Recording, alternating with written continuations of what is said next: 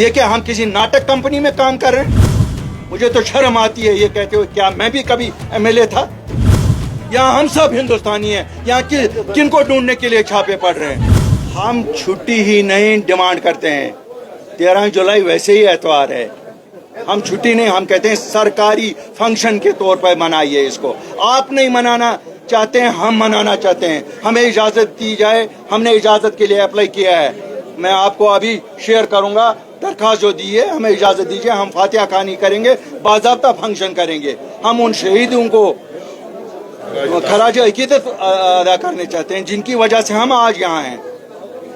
और जहाँ तक बात रही स्टेटहुड की, ये कोई नई डिमांड नहीं है। 8 अगस्त 2020 को आप में से काफ़ी लोग उस दिन भी थे, हमने तब भी कहा 3 कोर एजेंडा अपनी पार्टी के हैं।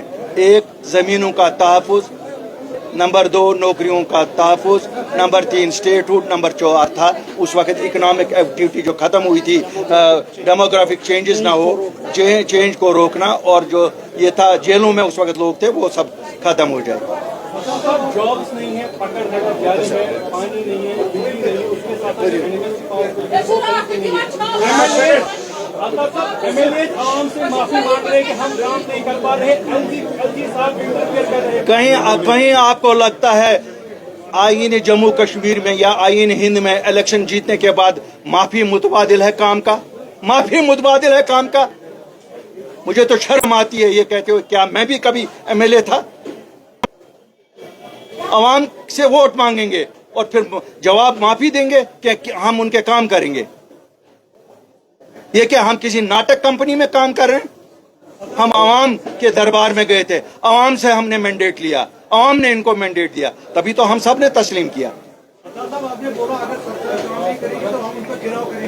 मैंने 2 महीने का टाइम दिया कि जो ये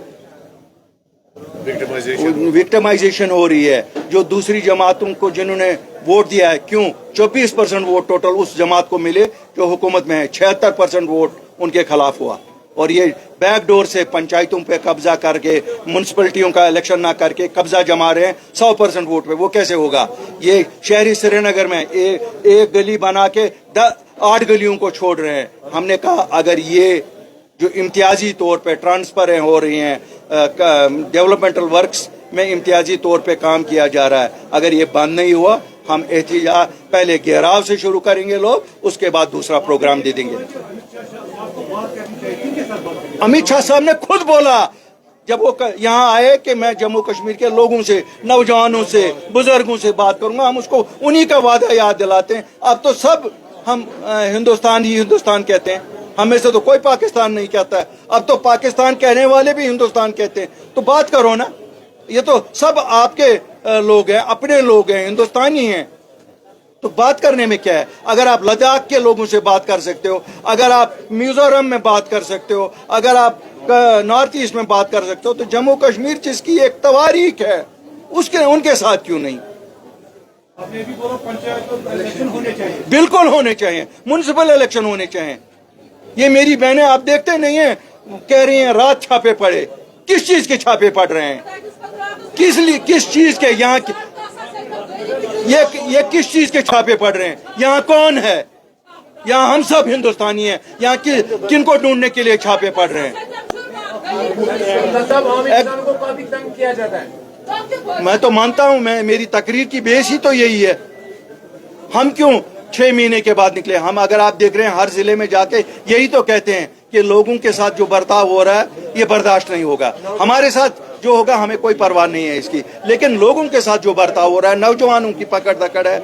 आपको नहीं लगता यहाँ शहरी श्रीनगर में एक कमरे में 3 खानदान रहते हैं?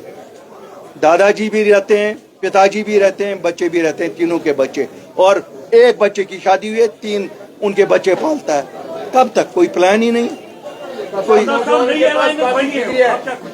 देखो, हमें इससे कोई मतलब नहीं है कोई अलायंस बनती है या नहीं बनती है। अगर लोगों का कुछ करेंगे, अल्लाह उनका भला करेगा, हमें क्या उससे लेना देना है? मैं तो अपनी जमात के बारे में कहूँगा, हमारे नकूश पूरे जम्मू कश्मीर में, पूरे जम्मू कश्मीर के 20 जिला में, और हम अपनी इकाइयों को मजबूत कर रहे हैं। जैसे आप देख रहे हैं आए दिन आज ज्वाइनिंग्स हो रही है। ज्वाइनिंग इसीलिए हो रही है कि हम कोशिश कर रहे हैं अपनी इकाइयों को मजबूत करने की। साहब मेरे दो सवाल हैं, एक तो आपने एडवोकेट कैडर को कैंसिल करने को कहा और दूसरा ये कि स्टेट हुड में जो ताख़ीर हो रही है, हमने देखा जैसे ही हुकूमत बनी तो चीफ मिनिस्टर दिल्ली भी गए, उनमें शॉल वगैरह भी डाले, लेकिन आज तक उसका कोई हल नहीं निकला। तो आप समझते हैं कि वो देखिए मेरे भाइयों,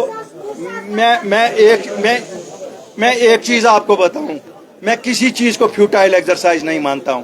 अल्ताफ बुखारी और उसके 38 साथी कोई इलेक्शन नहीं जीते थे। जब 15 मार्च 2020 को दिल्ली गए, कोई इलेक्शन तो नहीं जीता था ना। हवा हमारे खिलाफ थी।